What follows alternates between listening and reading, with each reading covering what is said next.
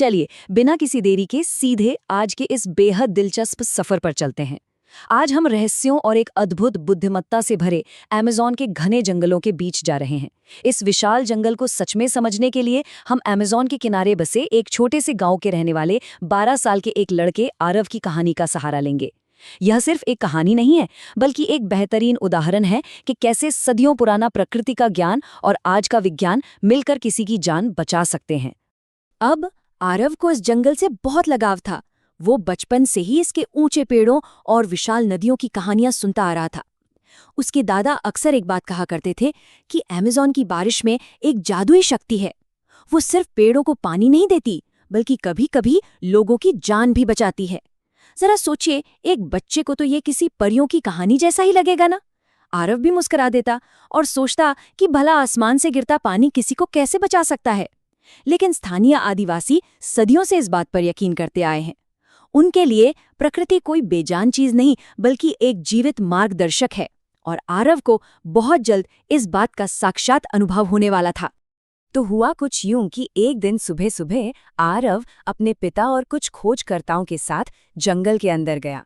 एकदम शांत माहौल था, सूरज की किरणें घने पत्तों के बीच से छनकर आ रही थीं और बंदर पेड़ों पर झूल रहे थे। तभी आरव की नज़र एक बेहद सुंदर नीली तितली पर पड़ी। उसके पंख बिल्कुल चमकते हुए नीलम की तरह लग रहे थे। वो उस तितली की खूबसूरती में इतना खो गया कि धीरे धीरे उसके पीछे चलने लगा। उसे बिल्कुल भी एहसास नहीं हुआ कि कब वो अपने समूह से दूर जंगल के एक बहुत गहरे और अनजान हिस्से में पहुंच गया। कमाल की बात तो ये है कि जिस तितली के पीछे आरव गया था, वो कोई आम तितली नहीं थी। इसे ब्लू मॉर्फो कहा जाता है। इसके पंखों का ऊपरी हिस्सा जो इतना चमकदार नीला होता है, वो दरअसल माइक्रोस्कोपिक स्केल्स से रोशनी के टकराने की वजह से चमकता है, ताकि वो अपने साथियों को आकर्षित कर सके। लेकिन इसका निचला हिस्सा बिल्कुल अलग भूरे रंग का होता है, जिस पर बड़ी बड़ी आंखों जैसे निशान बने होते हैं। जैसे ही ये तितली अपने पंख बंद करती है, ये जैकामार जैसे शिकारी पक्षियों से छिपने के लिए एकदम परफेक्ट कैमोफ्लेज बन जाती है। और क्या आप जानते हैं, ये तितली सड़े हुए फलों और कीचड़ का स्वाद अपने मुंह से नहीं, बल्कि अपने पैरों पर लगे सेंसर से चखती है। ना बिल्कुल हैरान करने वाला जीव। खैर, कुछ ही देर में जब वो तितली आंखों से ओझल हो गई, तो आरव ने घबराकर चारों तरफ देखा। हर तरफ बस एक जैसे दिखने वाले पेड़ और घनी झाड़ियां थी। उसने जोर से अपने पापा को पुकारा, लेकिन जवाब में सिर्फ पत्तों की आवाज आई। आरव समझ गया था कि वो पूरी तरह खो चुका है। डर लगना लाजमी था। ऐसी ही स्थिति के लिए जंगल सर्वाइवल के विशेषज्ञ एक बहुत ही कारगर तरीका सिखाते हैं, जिसे स्टॉप यानी STOP कहा जाता है। इसका मतलब है रुकें, सोचें, आसपास का निरीक्षण करें और फिर कोई योजना बनाएं, क्योंकि पैनिक होकर बिना सोचे समझे भागना जंगल में सबसे बड़ी गलती साबित हो सकती है। शांत दिमागी यहाँ बचने की सबसे पहली चाबी है। वैसे अमेज़न जैसे जंगल में खो जाना किसी के लिए भी किसी डरावने सपने से कम नहीं है, लेकिन इंसानों के अंदर सर्वाइव करने की जो ताकत है, वो सच में बेमिसाल है। आपको याद होगा, हाल ही में कोलंबिया के अमेज़न जंगल में एक प्लेन क्रैश हुआ था। उसमें हुइटोटो जनजाति के 4 बच्चे पूरे 40 दिनों तक जंगल में जिंदा रहे, जिनमें एक 11 महीने का छोटा बच्चा भी शामिल था। वो ऐसा इसलिए कर पाए क्योंकि उन्हें अपने पूर्वजों से खाने लायक बीजों और फलों की गहरी समझ मिली थी। जंगल उनके लिए कोई दुश्मन नहीं, उनका घर था। बिल्कुल वैसे ही आरव के पास भी अपने दादा की कहानियों से मिला एक ऐसा ही अनमोल ज्ञान था।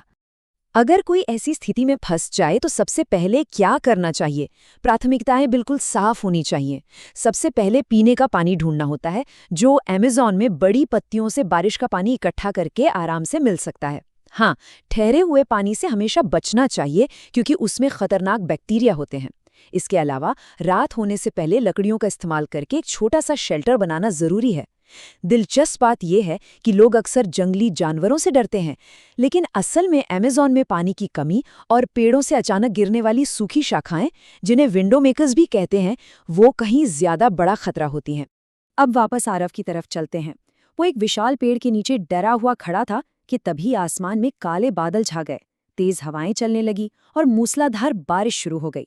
बारिश की बड़ी बड़ी बूंदें पत्तों से टकराकर एक तेज शोर पैदा कर रही थीं। और ठीक उसी पल आरव के मन में दादा की वही पुरानी बात गूंज उठी, अमेज़न की बारिश रास्ता दिखाती है। उसने घबराने के बजाय ध्यान से सुनना शुरू किया, और उस तेज बारिश के शोर के बीच भी उसे कहीं पास से कलकल करते हुए पानी के बहने की आवाज सुनाई दे गई। यहाँ समझने वाली बात यह है कि दादा की वो बात सिर्फ एक पुरानी कहावत नहीं थी, वो एक पक्की वैज्ञानिक रणनीति थी। जब भी कोई इंसान जंगल में रास्ता भटक जाता है तो उसे हमेशा पानी के बहाव की दिशा में यानी डाउनस्ट्रीम चलना चाहिए, क्योंकि पानी हमेशा सबसे आसान ढलान वाला रास्ता चुनता है और नीचे की ओर बहते हुए वो आखिर में किसी बड़ी नदी में जाकर मिल जाता है। और बड़ी नदियों के किनारे इंसानी बस्तियां मिलने की संभावना सबसे ज्यादा होती है। बस एक बात का ध्यान रखना होता है कि पानी के किनारे से लगभग 100 फीट की दूरी बनाकर चलें, ताकि फिसलन भरी चट्टानों और पानी के पास आने वाले जंगली जानवरों से बचा जा सके। इसी रणनीति का इस्तेमाल करते हुए आरव ने हिम्मत जुटाई और पानी की धारा के साथ साथ आगे बढ़ने लगा। रास्ता फिसलन भरा था और जंगल में अंधेरा भी बढ़ता जा रहा था। तभी अचानक वो अपनी जगह पर बुत बनकर खड़ा हो गया। उसकी सांसें मानो अटक गई। ठीक उसके रास्ते के बीचों बीच एक विशाल गहरे हरे रंग का जीव पड़ा था, जिस पर काले रंग के अंडाकार धब्बे थे।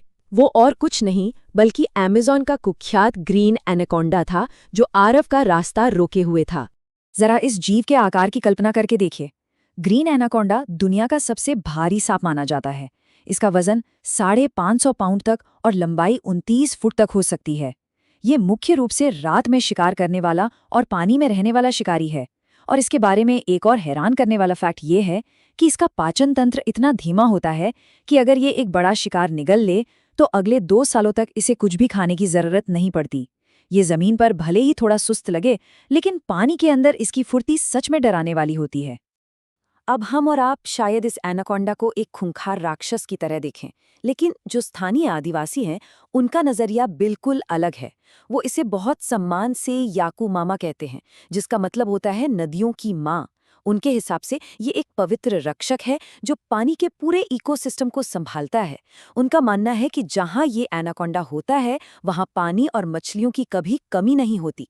ये इस बात का बहुत बड़ा सबूत है कि अमेज़न में मौजूद कोई भी जीव बेवजह नहीं है। सब एक बहुत ही बड़े और आपस में जुड़े हुए जैविक नेटवर्क का हिस्सा हैं। उस एनाकोंडा को देखकर आरव बिल्कुल शांत खड़ा रहा। उसने हिलने की भी कोशिश नहीं की। और तभी चमत्कार हुआ। उस तेज बारिश की वजह से छोटी सी पानी की धारा का जलस्तर अचानक बढ़ गया।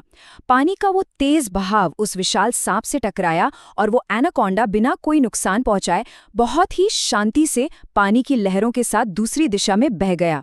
आरव का रास्ता एकदम साफ हो गया था। दादा की बात सच साबित हुई थी। बारिश ने सच में आरव की जान बचा ली थी और उसे रास्ता दिखा दिया था। रास्ता साफ होते ही आरव तेजी से आगे बढ़ा। कुछ ही दूर चलने पर पेड़ों के बीच से हल्की रोशनी नजर आने लगी और पानी की आवाज बहुत तेज हो गई। अचानक वो घना जंगल खत्म हुआ और आरव के सामने विशाल अमेज़न नदी बह रही थी। इस छोटे से सफर ने आरव को एक बहुत बड़ी बात सिखा दी थी। उसे समझ आ गया था कि जंगल में दबे पांव चलने वाला जगुआर हो या पेड़ों पर कूदता हुआ स्पाइडर मंकी, इस विशाल कोड में सबका अपना एक काम है। अमेज़न कोई बेतरतीब या अव्यवस्थित जगह बिल्कुल नहीं है, बल्कि ये एक बेहद संतुलित और समझदार प्रणाली है। अगर हम इसे विज्ञान के नजरिए से देखें तो आज के वैज्ञानिक भी अमेज़न को सिर्फ पेड़ों का एक बड़ा झुंड नहीं मानते। वो इसे एक सुपर स्मार्ट सॉफ्टवेयर सिस्टम की तरह देखते हैं। उदाहरण के लिए आसमान में उड़ने वाले हार्पी ईगल नीचे छोटे जीवों की आबादी को कंट्रोल में रखते हैं। एकदम छोटी छोटी मधुमक्खियां लाखों पौधों को जीवन देती हैं और पॉइजन डार्ट फ्रॉग्स जैसे एम्फिबियंस इस पूरे पर्यावरण के अलार्म सिस्टम की तरह काम करते हैं।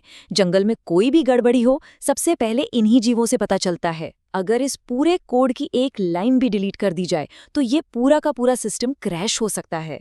नदी के किनारे बैठे आरव को बहुत जल्द दूर से एक मोटर बोट की आवाज सुनाई दी।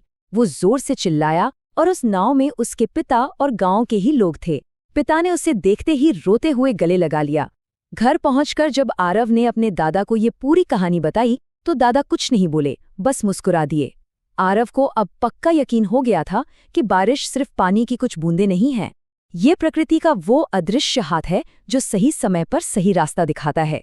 तो इस पूरे विश्लेषण के बाद एक बहुत बड़ा सवाल हमारे सामने आता है, क्या अमेज़न सच में सिर्फ लकड़ियों और खूंखार जानवरों से भरा एक घना जंगल है, या फिर ये एक गहराई से सोचने समझने वाला जीवित सिस्टम है जो उनका मार्गदर्शन करता है, जो इसका दिल से सम्मान करते हैं? जरा इस बारे में सोचिएगा। इसी विचार के साथ हम आज का ये विश्लेषण यहीं समाप्त करते हैं। प्रकृति के इस अनोखे नेटवर्क से जुड़ी ऐसी ही दिलचस्प चीजें सीखते रहें।